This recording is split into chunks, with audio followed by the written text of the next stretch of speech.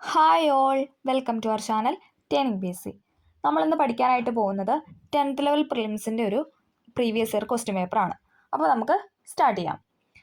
ചുവടെ ചേർത്തിട്ടുള്ളവയിൽ ഇന്ത്യയേക്കാൾ വലിപ്പമുള്ള രാജ്യം ഏതാണ്? ഓപ്ഷൻ എ ബ്രസീലാണ്. ഓക്കെ, ഇന്ത്യയേക്കാൾ വലിപ്പമുള്ള രാജ്യമാണ് ബ്രസീൽ എന്ന് പറയുന്നത്. അതേസമയം ഫ്രാൻസ്, ഇറാൻ, ഈജിപ്റ്റ് എന്നൊക്കെ പറയുന്നത് ഇന്ത്യയേക്കാൾ ചെറിയ രാജ്യമാണ്.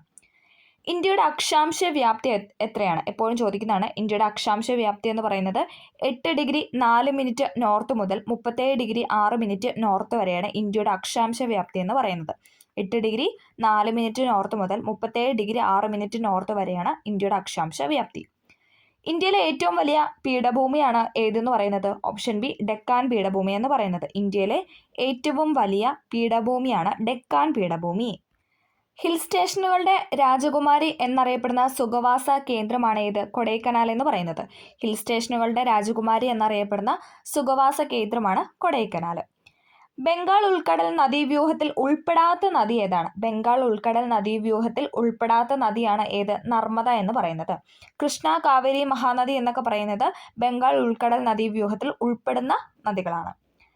ഇന്ത്യയിലെ ഏറ്റവും ഉയരത്തിൽ സ്ഥിതി ചെയ്യുന്ന എയർപോർട്ടായ ലേ ഏത് നദിക്കരയിലാണെന്നാണ് ചോദിച്ചിരിക്കുന്നത്. ഏതാണ്? സിന്ധുവിൻ്റെ ആണ് അല്ലേ. സിന്ധുവിൻ്റെ നദിക്കരയിലാണ് ലേ എയർപോർട്ട് സ്ഥിതി ചെയ്യുന്നത്. മൺസൂൺ എന്ന വാക്ക് ഏതു ഭാഷയിൽ നിന്ന് എടുത്തതാണ്? മൺസൂൺ എന്ന വാക്ക് എന്ന് പറയുന്ന അറബി വാക്കാണ്. അറബി. മൺസൂൺ എന്ന വാക്ക് അറബി ഭാഷയിൽ നിന്ന് എടുത്തതാണ്. കാൽബൈശാഖി എന്നത് എന്താണെന്നാണ് ചോദിച്ചിരിക്കുന്നത്. എന്താണ്? Option A കാറ്റാണല്ലേ. കാൽബൈശാഖി എന്ന് പറയുന്നത് കാറ്റാണ്. അസ്സാമിലെ കാസിരംഗ ദേശീയോദ്യാനം ഏത് മൃഗത്തിന് പ്രസിദ്ധമാണ്? ഏതാണ്? ഓപ്ഷൻ ബി ഒറ്റക്കൊമ്പൻ കാണ്ടാമൃഗത്തിന് പ്രസിദ്ധമാണ് അസ്സാമിലെ കാസിരംഗ ദേശീയോദ്യാനം എന്ന് പറയുന്നത്. ഒറ്റക്കൊമ്പൻ കാണ്ടാമൃഗം. ഇന്ത്യയിലെ ഏറ്റവും ഉയരത്തിലുള്ള ദേശീയോദ്യാനമാണ് ഏത്? ഓപ്ഷൻ ബി കാഞ്ചൻജംഗ ദേശീയോദ്യാനം എന്ന് പറയുന്നത്. ഇന്ത്യയിലെ ഏറ്റവും ഉയരത്തിലുള്ള ദേശീയോദ്യാനമാണ് കാഞ്ചൻജംഗ ദേശീയോദ്യാനം. യൂറോപ്പിൽ നിന്നും ഇന്ത്യയിലേക്കുള്ള നാവിക മാർഗം കണ്ടെത്തുക എന്ന ലക്ഷ്യത്തോടെ ഇന്ത്യയിലെത്തിയ പോർച്ചുഗീസ് നാവികനാണ് ആരെന്ന് പറയുന്നത്? ഓപ്ഷൻ സി വാസ്കോഡ ഗാമ എന്ന് പറയുന്നത്. യൂറോപ്പിൽ നിന്നും ഇന്ത്യയിലേക്കുള്ള നാവിക മാർഗം കണ്ടെത്തുക എന്ന ലക്ഷ്യത്തോടെ എത്തിയ പോർച്ചുഗീസ് നാവികനാണ് വാസ്കോഡ ഗാമ എന്ന് പറയുന്നത്. ഝാൻസി റാണി വീരമൃത്യു വരിച്ച വർഷമാണ് ഏതെന്ന് പറയുന്നത്? Option A 1858. 1857 വിപ്ലവത്തിലാണല്ലോ ഝാൻസി റാണി വീരമൃത്യു വരിച്ചത്. അപ്പോൾ തൊട്ടടുത്ത വർഷം 1858 ഡേറ്റ് എന്ന് പറയുന്നത്. ഏത് ഗവർണർ ജനറലിന്റെ കാലത്താണ് ബനാറസ് ഉടമ്പടി ഒപ്പുവെച്ചത്? ഏതാണ്? വാറൻ ഹേസ്റ്റിങ്സ് ആണ്. ഏത് ഗവർണർ ജനറലിന്റെ കാലത്താണ് ബനാറസ് ഉടമ്പടി ഒപ്പുവെച്ചത് എന്ന് ചോദിച്ചാൽ വാറൻ ഹേസ്റ്റിങ്സിന്റെ കാലത്താണ്. ഇന്ത്യയുടെ മത സാമൂഹിക പരിഷ്കരണ രംഗത്ത് ഏറ്റവും കൂടുതൽ സംഭാവന അർപ്പിച്ച പ്രസ്ഥാനമാണ് ഏതെന്ന് പറയുന്ന? ഓപ്ഷൻ ഡി ബ്രഹ്മസമാജം എന്ന് പറയുന്നത്. ബ്രഹ്മസമാജം ആരുടെയാണ്? രാജാറാം മോഹൻ റോയുടേതാണ് അല്ലേ. ഓക്കെ, ഇന്ത്യയുടെ മത സാമൂഹിക പരിഷ്കരണ രംഗത്ത് ഏറ്റവും കൂടുതൽ സംഭാവന അർപ്പിച്ച പ്രസ്ഥാനമാണ് ബ്രഹ്മസമാജം എന്ന് പറയുന്നത്. ഏതു വർഷമാണ് ആത്മീയ സഭ രൂപീകരിച്ചത്? ഏതു വർഷമാണ് ആത്മീയ സഭ രൂപീകരിച്ചതെന്ന് ചോദിച്ചാൽ 1815. 1815 ആത്മീയ സഭ രൂപീകരിച്ചത്. പഞ്ചശീല തത്വങ്ങളിൽ ഒപ്പുവെച്ച ഇന്ത്യൻ പ്രധാനമന്ത്രിയാണ് ആര്? ജവഹർലാൽ നെഹ്റു എന്ന് പറയുന്നത്.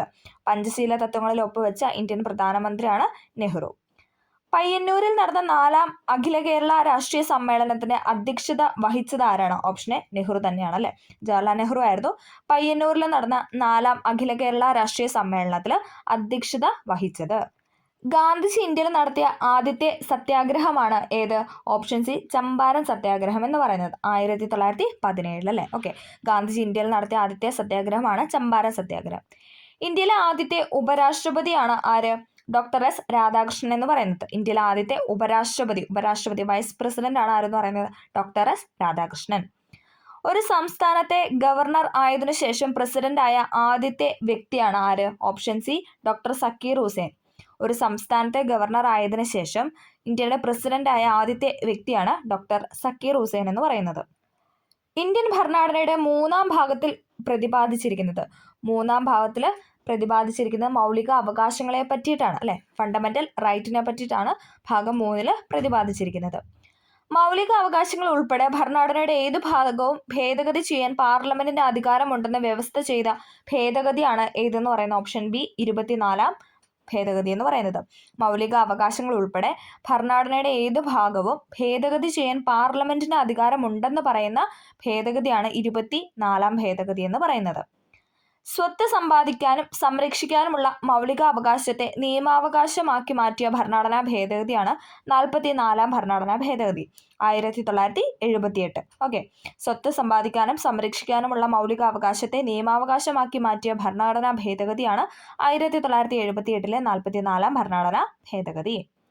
പൊതു നിയമനങ്ങളിൽ അവസര സമത്വം ഉറപ്പു നൽകുന്ന ഭരണഘടനാ വകുപ്പാണ് ഏത്? ഓപ്ഷൻ ബി അനുച്ഛേദം 16. ആർട്ടിക്കിൾ 16ലാണ് പൊതു നിയമനങ്ങളിൽ അവസര സമത്വം ഉറപ്പു നൽകുന്ന ഭരണഘടനയുടെ വകുപ്പെന്ന് പറയുന്നത്. ആർട്ടിക്കിൾ 16. അടിയന്തരാവസ്ഥ കാലത്ത് മൗലിക അവകാശങ്ങൾ നിഷേധിക്കപ്പെടുന്നത് ഏത് വകുപ്പ് പ്രകാരമാണ്? ഏതാണ്? ഓപ്ഷൻ ബി 359 പ്രകാരമാണ്. അടിയന്തരാവസ്ഥ കാലത്ത് മൗലിക അവകാശങ്ങൾ നിഷേധിക്കപ്പെടുന്നത് 359 വകുപ്പ് പ്രകാരമാണ്. ഇമ്പോർട്ടൻ്റ് ആണ്. ഇന്ത്യയിൽ മനുഷ്യാവകാശ സംരക്ഷണ നിയമം നിലവിൽ വന്ന വർഷം ഏതാണ്? Option B 1993. ഇന്ത്യയിൽ മനുഷ്യാവകാശ നിയമം നിലവിൽ വന്ന വർഷം എന്ന് പറയുന്നത് 1993. സംസ്ഥാന മനുഷ്യാവകാശ കമ്മീഷൻ ചെയർമാനെയും അംഗങ്ങളെയും നിയമിക്കുന്നത് ആരാണ്? ഓപ്ഷൻ ഡി ഗവർണറാണ്. സംസ്ഥാനത്തെ മനുഷ്യാവകാശ കമ്മീഷൻ ചെയർമാനെയും അംഗങ്ങളെയും നിയമിക്കുന്നത് ഗവർണറാണ്. ഇനി കേന്ദ്രമാണെങ്കിലോ ദേശീയ മനുഷ്യാവകാശ കമ്മീഷൻ ചെയർമാനെയും അംഗങ്ങളെയും നിയമിക്കുന്നത് അത് രാഷ്ട്രപതി ആയിരിക്കും. ഓക്കെ, സ്റ്റേറ്റിലോട്ട് വരുമ്പോൾ എന്താണ്? അത് ഗവർണർ ആയിരിക്കും. ഇനി നമ്മൾ ദേശീയ നാഷണൽ തലത്തിലോട്ട് പോകുമ്പോൾ അത് പ്രസിഡന്റ് ആയിരിക്കും. അടുത്ത ക്വസ്റ്റ്യൻ, താഴെ പറയുന്നവരിൽ ദേശീയ മനുഷ്യാവകാശ കമ്മീഷനിൽ എക്സ് ഒഫിഷ്യോ മെമ്പർ അല്ലാത്തത് ആരാണെന്നാണ് ചോദിക്കുന്നത്. എക്സ് ഒഫിഷ്യോ മെമ്പർ അല്ലാത്തതാണ് ചോദിച്ചിരിക്കുന്നത്. ആരാണ്? ഓപ്ഷൻ എ ആണ്. കേന്ദ്ര നിയമകാര്യ വകുപ്പ് മന്ത്രി എന്ന് പറയുന്നത് എക്സ് ഒഫിഷ്യോ മെമ്പർ അല്ല. ദേശീയ വനിതാ കമ്മീഷൻ ചെയർപേഴ്സൺ, ദേശീയ പട്ടികവർഗ കമ്മീഷൻ ചെയർപേഴ്സൺ, ദേശീയ പട്ടികജാതി കമ്മീഷൻ ചെയർപേഴ്സൺ, അതേപോലെ ന്യൂനപക്ഷം, പിന്നാക്ക വിഭാഗം, ഇതൊക്കെ ആരാണ്? ഇതൊക്കെ എക്സ് ഒഫിഷ്യോ മെമ്പർമാരാണ്. എക്സ് ഒഫിഷ്യോ മെമ്പർമാരിൽ ഉൾപ്പെടുന്നവരാണ്. അടുത്തത്, സംസ്ഥാന മനുഷ്യാവകാശ കമ്മീഷൻ അംഗങ്ങളെ ശുപാർശ ചെയ്യുന്ന കമ്മിറ്റിയുടെ ചെയർമാൻ ആരാണ്?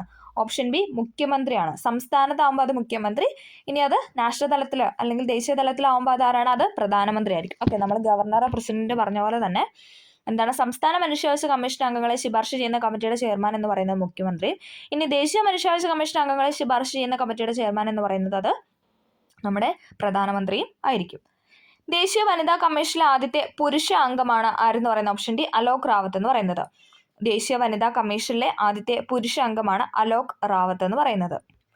കേരളത്തിലെ വടക്കേ അറ്റത്തുള്ള പഞ്ചായത്താണ് ഏത്? Option A Manjeshwaram.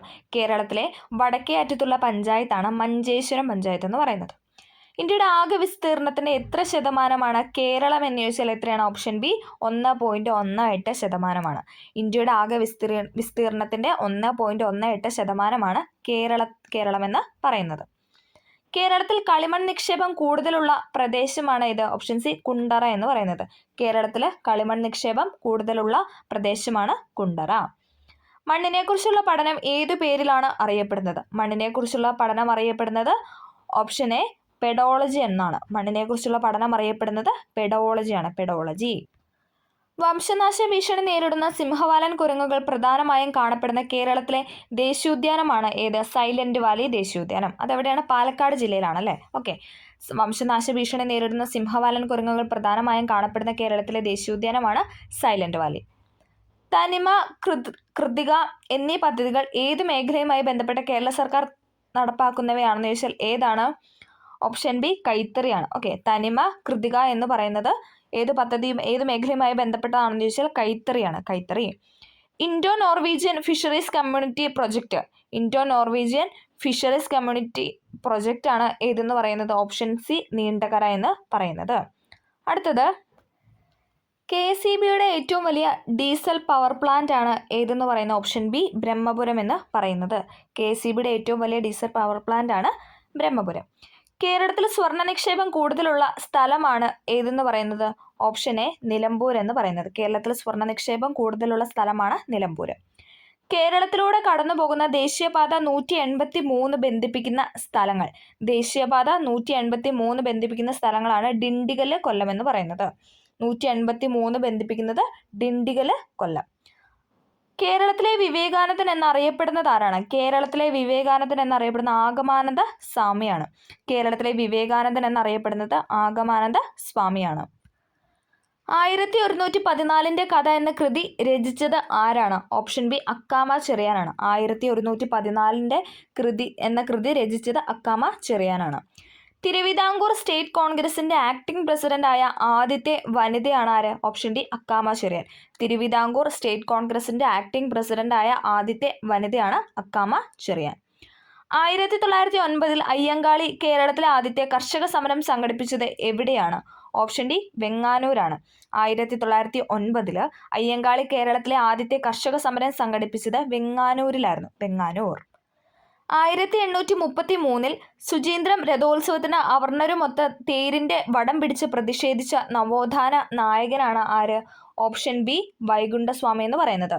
1833 ശുചീന്ദ്രം രഥോത്സവത്തിന് അവർണ്ണരുമൊത്ത തേരിന്റെ വടം പിടിച്ച് പ്രതിഷേധിച്ച നവോത്ഥാന നായകനാണ് വൈകുണ്ഠസ്വാമി. എവിടെ നിന്നുള്ള ബ്രിട്ടീഷ് സൈന്യമാണ് ആറ്റിങ്ങൽ കലാപം അടിച്ചമർത്തിയത്? ഏതാണ്? ഓപ്ഷൻ ഡി തലശ്ശേരിയാണ്. ഇവിടെ നിന്നുള്ള ബ്രിട്ടീഷ് സൈന്യമാണ് ആറ്റിങ്ങൽ കലാപം അടിച്ചമർത്തിയതെന്ന് വെച്ചാൽ തലശ്ശേരിയിൽ നിന്നുള്ള സൈന്യമായിരുന്നു. ഒന്നാം പഴശ്ശി കലാപം അവസാനിപ്പിച്ച വർഷമാണ് ഏത്? ഓപ്ഷൻ സി 1797 എന്ന് പറയുന്നത്. 1797 ഒന്നാം പഴശ്ശി കലാപം അവസാനിച്ചത്. കുരുമുളകിന്റെ വ്യാപാര കുത്തക ബ്രിട്ടീഷുകാർ സ്വന്തമാക്കിയതുമായി ബന്ധപ്പെട്ടുണ്ടായ കലാപമാണ് ഏത്? ഓപ്ഷൻ ഡി അഞ്ചുതെങ്ങ് കലാപം എന്ന് പറയുന്നത്. കുരുമുളകിന്റെ വ്യാപാര കുത്തക ബ്രിട്ടീഷുകാർ സ്വന്തമാക്കിയതുമായി ബന്ധപ്പെട്ടുണ്ടായ കലാപമാണ് അഞ്ചുതെങ്ങ് കലാപം. ഏത് വിപ്ലവത്തിന് സാക്ഷ്യം വഹിച്ച മലയാണ് പുരളിമല എന്ന് ചോദിച്ചാൽ ഏതാണ്? പഴശ്ശി വിപ്ലവമാണ് അല്ലേ. ഏത് വിപ്ലവത്തിന് സാക്ഷ്യം വഹിച്ച മലയാണ് പുരളിമല എന്ന് ചോദിച്ചാൽ അത് പഴശ്ശി വിപ്ലവമാണ്. ഉപ്പു സത്യാഗ്രഹത്തിൽ പങ്കെടുത്തതിനെ തുടർന്ന് AKG അറസ്റ്റ് വരിച്ച വർഷമാണ് ഏത്? Option C 1930. ഉപ്പു സത്യാഗ്രഹത്തിൽ പങ്കെടുത്തതിനെ തുടർന്ന് AK ഗോപാലൻ അറസ്റ്റ് വരിച്ച വർഷമാണ് 1930. മനുഷ്യരിൽ രൂപം കൊള്ളുന്ന സ്ഥിരദന്തങ്ങളുടെ എണ്ണം എത്രയാണ്? Option B 32. മനുഷ്യരിൽ രൂപം കൊള്ളുന്ന സ്ഥിരദന്തങ്ങളുടെ എണ്ണം എന്ന് പറയുന്നത് 32. മനുഷ്യ ശരീരത്തിലെ ഏറ്റവും ഭാരം കുറഞ്ഞ അവയവമാണ് ഏത്? ഓപ്ഷൻ സി ശ്വാസകോശം എന്ന് പറയുന്നത്. മനുഷ്യ ശരീരത്തിലെ ഏറ്റവും ഭാരം കുറഞ്ഞ അവയവമാണ് ശ്വാസകോശം. മനുഷ്യ ശരീരത്തിൽ രക്തം കട്ടപിടിക്കുന്നതിന് ആവശ്യമായ വസ്തു നിർമ്മിക്കപ്പെടുന്നത് എവിടെയാണ്? മനുഷ്യ ശരീരത്തിൽ രക്തം കട്ടപിടിക്കുന്നതിന് ആവശ്യമായ വസ്തു നിർമ്മിക്കപ്പെടുന്നത് എവിടെയാണെന്ന് ചോദിച്ചാൽ എവിടെയാണ്? ഓപ്ഷൻ സി കരളിലാണ്. കരള്. ശരീരത്തിലെ അനൈച്ഛിക പ്രവർത്തനങ്ങളെ നിയന്ത്രിക്കുന്ന മസ്തിഷ്ക ഭാഗമാണ് ഏത്? മെഡുല ഒബ്ലാങ്കട്ട എന്ന് പറയുന്നത്. ശരീരത്തിലെ അനൈച്ഛിക, അതായത് നമ്മുടെ ഇച്ഛയ്ക്ക് അനുസരിച്ചല്ലാതെ നമ്മുടെ ഹൃദയമിടിപ്പ് എന്നൊക്കെ പറയുന്നത് എന്താണ്? നമ്മുടെ കണ്ണ് ചിമ്മുന്നത് അങ്ങനെ എന്നൊക്കെ പറയുന്നത് എന്താണ്? നമ്മുടെ ഇച്ഛയ്ക്ക് അനുസരിച്ചല്ല. അപ്പം അതൊക്കെ എന്നൊക്കെ പറയുന്നത് എന്താണ്? ഏത് മസ്തിഷ്ക ഭാഗമാണ് നിയന്ത്രിക്കുന്നതെന്ന് ചോദിച്ചാൽ അത് മെഡുല ഒബ്ലാങ്കട്ടയാണ്. അടുത്തത് മദ്യം ബാധിക്കുന്ന തലച്ചോറിന്റെ ഭാഗമാണ് ഏത്? സെറിബെല്ലം എന്ന് പറയുന്നത്. മദ്യം ബാധിക്കുന്ന തലച്ചോറിന്റെ ഭാഗമാണ് സെറിബെല്ലം. പേശികളെക്കുറിച്ചുള്ള പഠനമാണ് ഏത്? ഓപ്ഷൻ ബി മയോളജി എന്ന് പറയുന്നത്. പേശിയൊക്കെ നല്ല മയത്തിലാണെന്ന് ഓർത്താൽ മതി. ഓക്കെ, നല്ല മയമുള്ളതാണ്, അങ്ങനെ എന്തെങ്കിലും ഒന്ന് കണക്ട് ചെയ്താൽ മതി. പേശികളെക്കുറിച്ചുള്ള പഠനമാണ് മയോളജി. പാകം ചെയ്താൽ നഷ്ടപ്പെടുന്ന വിറ്റാമിനാണ് വിറ്റാമിൻ സി എന്ന് പറയുന്നത്. വിറ്റാമിൻ സി അല്ലെ, ഫ്രഷ് ഫുഡ് വൈറ്റമിൻ എന്നൊക്കെ അറിയപ്പെടുന്ന ഏതാണ്? വിറ്റാമിൻ സി ആണ് അല്ലെ. നമുക്ക് നാരങ്ങയിൽ നിന്നും നെല്ലിക്കയിൽ നിന്നും ഒക്കെ കിട്ടുന്നതാണ് നമ്മുടെ വൈറ്റമിൻ സി എന്ന് പറയുന്നത്. അതെന്താണ്? അത് ചൂടാക്കിയാൽ നഷ്ടപ്പെട്ടു പോകും. പാകം ചെയ്താൽ നഷ്ടപ്പെടുന്ന വിറ്റാമിനാണ് വിറ്റാമിൻ സി എന്ന് പറയുന്നത്. അടുത്തത് ചുവടെ ചേർത്തിട്ടുള്ളവയിൽ വൈറ്റമിൻ എച്ച് എന്നറിയപ്പെടുന്നത് ഏതാണ്? വൈറ്റമിൻ എച്ച് എന്നറിയപ്പെടുന്നത് ബയോട്ടിനാണ്. വൈറ്റമിൻ എച്ച് എന്നറിയപ്പെടുന്നത് ബയോട്ടിനാണ്. ബയോട്ടിൻ. അടുത്തത് സെഹ്ത എന്ന ടെലിമെഡിസിനിൽ പദ്ധതിയുമായി സഹകരിച്ച ആദ്യത്തെ ആശുപത്രിയാണ് ഏത്? ഓപ്ഷൻ ബി അപ്പോളോ ഹോസ്പിറ്റൽ എന്ന് പറയുന്നത്. സെഹ്ത എന്ന ടെലിമെഡിസിൻ പദ്ധതിയുമായി സഹകരിച്ച ആദ്യത്തെ ആശുപത്രിയാണ് അപ്പോളോ ഹോസ്പിറ്റൽ. റേച്ചൽ കഴ്സൺ രചിച്ച സൈലന്റ് സ്പ്രിംഗ് എന്ന ഗ്രന്ഥത്തിലെ പ്രതിപാദ്യ വിഷയം ഏതാണെന്ന് ചോദിച്ചാൽ ഏതാണ്? ഓപ്ഷൻ എ DDT ആണ്. റേച്ചൽ കഴ്സൺ രചിച്ച സൈലന്റ് സ്പ്രിംഗ് നിശബ്ദ വസന്തം എന്ന ഗ്രന്ഥത്തിലെ പ്രതിപാദ്യ വിഷയം എന്ന് പറയുന്നത് DDT ആണ്. ഒരു മൂലകത്തിന്റെ രാസപ്രവർത്തനത്തിൽ നിർണായക പങ്ക് വഹിക്കുന്ന അറ്റോമിക കണികകൾ ഏവാന്നാണ് ചോദിച്ചിരിക്കുന്നത്. ഏതാണ്? ഓപ്ഷൻ എ ഇലക്ട്രോൺ ആണ്. ഒരു മൂലകത്തിന്റെ രാസപ്രവർത്തനത്തിൽ നിർണായക പങ്ക് വഹിക്കുന്ന അറ്റോമിക കണികകളാണ് ഇലക്ട്രോൺ എന്ന് പറയുന്നത്. കലാമിൻ ഏത് ലോഹത്തിന്റെ അയിരാണ്? സിങ്കിന്റെ അയിരാണ് കലാമിൻ എന്ന് പറയുന്നത്. കലാമിൻ എന്ന് പറയുന്നത് സിങ്കിന്റെ അയിരാണ്. ഭാവിയിലെ ഇന്ധനം എന്നറിയപ്പെടുന്നത് ഹൈഡ്രജൻ ആണ്. ഭാവിയിലെ ഇന്ധനം എന്നറിയപ്പെടുന്നത് ഹൈഡ്രജൻ ആണ്. Future fuel. ബാത്തിങ് സോപ്പ് നിർമ്മാണത്തിന് ഉപയോഗിക്കുന്ന പൊട്ടാസ്യം സംയുക്തമാണ് ഏതെന്ന് പറയുന്നത്? Option C potassium hydroxide. Bathing soap നിർമ്മാണത്തിന് ഉപയോഗിക്കുന്ന പൊട്ടാസ്യം സംയുക്തമാണ് പൊട്ടാസ്യം ഹൈഡ്രോക്സൈഡ്. ലെസൻസ് പരീക്ഷണത്തിലൂടെ തിരിച്ചറിയുന്നതിന് സാധിക്കാത്ത മൂലകമാണ് ഏത്? ഓപ്ഷൻ സി ഓക്സിജൻ എന്ന് പറയുന്നത്. ലെസൻസ് പരീക്ഷണത്തിലൂടെ തിരിച്ചറിയാൻ കഴിയാത്ത മൂലകമാണ് ഓക്സിജൻ. പ്രവൃത്തി ചെയ്യാനുള്ള കഴിവാണ് ഏതെന്ന് പറയുന്ന ഓപ്ഷൻ സി ഊർജം അഥവാ എനർജി എന്ന് പറയുന്നത്. പ്രവൃത്തി ചെയ്യാനുള്ള കഴിവിനെയാണ് ഊർജം എന്ന് പറയുന്നത്. ചുറ്റുപാടുകളെ അപേക്ഷിച്ച് ഒരു വസ്തുവിനുണ്ടാകുന്ന സ്ഥാനമാറ്റമാണ് ഏതെന്ന് പറയുന്നത്? ചലനം എന്ന് പറയുന്നത്. ചുറ്റുപാടുകളെ അപേക്ഷിച്ച് ഒരു വസ്തുവിനുണ്ടാകുന്ന സ്ഥാനമാറ്റമാണ് ചലനം. ദ്രവ്യത്തിന് എത്ര അവസ്ഥകളാണ് ഉള്ളത് എന്നാണ് ചോദിച്ചിരിക്കുന്നത്. എത്രയാണ്? ഓപ്ഷൻ സി 7 ഇപ്പോഴും നമുക്ക് PSC 7 എന്നുള്ളൊരു ഓപ്ഷനാണ് തന്നിട്ടുള്ളത്. എന്നിട്ട് പക്ഷേ ഇടയ്ക്ക് ചോദിക്കാറുണ്ട് എത്ര 8ാമത്തെ അവസ്ഥ 9ാമത്തെ അവസ്ഥ എന്നൊക്കെ പറഞ്ഞ് PSC ചോദിക്കാറുണ്ട്. ഓക്കെ, ഒരു ന്യൂട്ടൺ ഇസ് ഈക്വൽ ടു എത്ര ഡൈൻ ആണെന്നാണ് ചോദിച്ചിരിക്കുന്നത്. ഒരു ന്യൂട്ടൺ എന്ന് പറയുന്നത് 10⁵5 ഡൈനാണ്. 10⁵5 ഡൈനാണ് ഒരു ന്യൂട്ടൺ എന്ന് പറയുന്നത്.